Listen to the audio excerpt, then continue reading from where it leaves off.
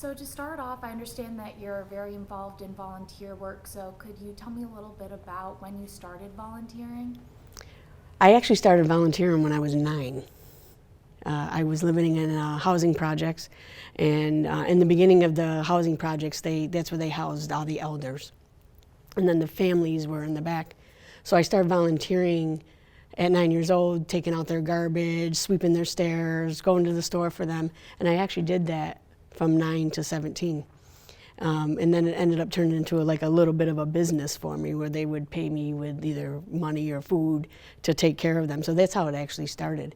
And as an adult, I volunteer now. I give out clothing to people, still give out food, school supplies, those types of things, coats. Are there any specific organizations in the area that you volunteer for? I like to do individual volunteer work. To help a family. Every year I adopt a family for Christmas, or every year I adopt a family for Thanksgiving. And it's not through an organization, it's just my own self giving to another needy person, that's it. Why do you like to do the individual volunteer work rather than go to an organization? I like the intimacy of it. I just like knowing that I helped that person and I saw the result of that person. I've done large volunteer things where we've given out food boxes and all those other types of things, but I like to see the results. And when you do it just privately and individually, you see the results, and there's a different appreciation that I get from it, doing it that way. So could you tell me a little bit about the organization that you're saying it's in the works right now? So a couple years ago, my nephew lost his battle with drug addiction. He ended up dying at the age of 27. And that hit our family and the community very hard with the opioid epidemic that we have going on right now. And he was part of that. He struggled for many years, and like I said, he lost his battle. And so the community itself wanted to be a voice to raise awareness about opioid addiction, and it doesn't discriminate. You could be poor, rich, white, black, it doesn't matter. And what the community is doing as a whole through the organization is called Turn the Page, and eventually we plan on becoming a non-for-profit. When COVID came, we had to pause. We were doing rallies, we were walking the streets just to raise awareness. It doesn't matter if you're a family member of somebody that's addicted, or if you're using yourself, or you're in recovery. We don't care what the process is. We want you part of our community. We want you to know that you are loved, there's hope for you. Normally, right now, there's a lot of services for a person that's struggling with addiction, but we're trying to get more services for families that are struggling with loved ones of addictions, because it's a family disease.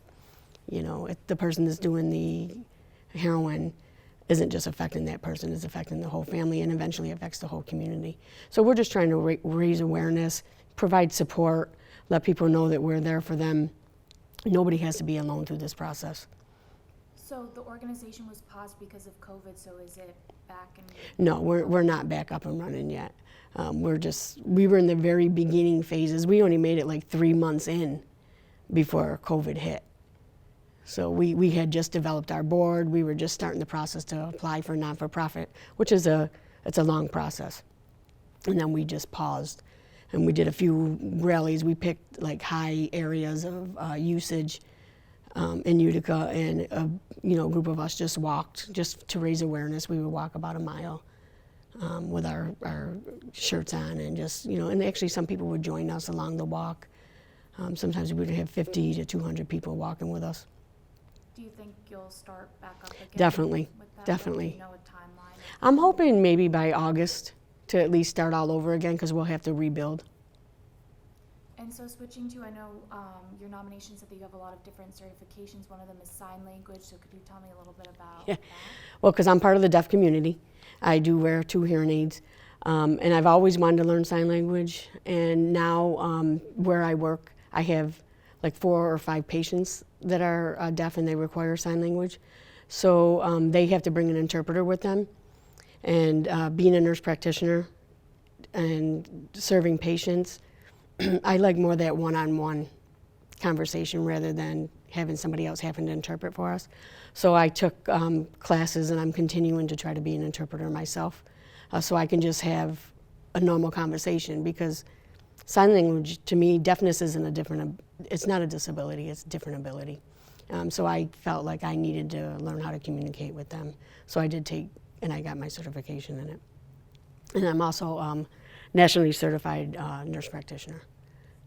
Could you talk a little bit about that, about your work as a nurse and working with your patients? Yep, so I started out in the early 90s as a CNA, a nurse's aide, at a nursing home. I thought I would retire from there. I ended up moving up the ranks. I became an LPN, an RN, a nurse manager, supervisor, and then I outgrew it. And then I decided I'll go back to school for my nurse practitioner. I worked as a nurse practitioner in the nursing home for a couple years, and then I wanted to move out. I wanted to learn more. So then I went into primary care, where I am now, which I absolutely love.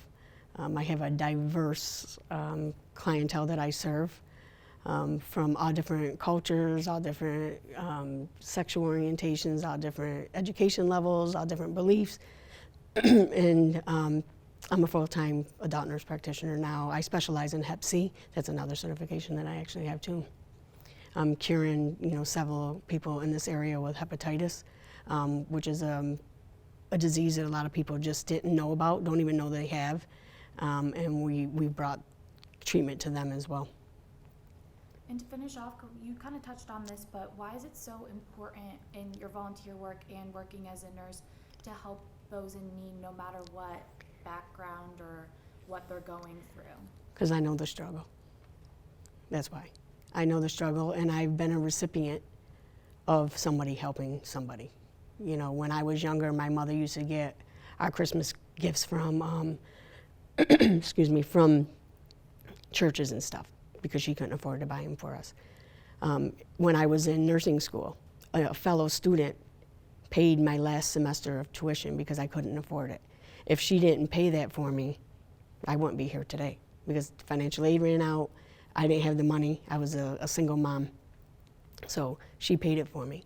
When I was in grad school, I couldn't pass the heart murmur test. You had to listen with a stethoscope, and you had to pass that to get to the next level. If the instructor didn't identify that I couldn't hear it and didn't offer me a special stethoscope, I wouldn't be sitting here right now either. So I've been the recipient of many, many individual helping situations. So I just want to keep giving back, and I will continue to keep giving back. Great. As long as I can. Thank you so much. Yeah. Those are all my questions. Okay. You did a great job. Oh, thanks.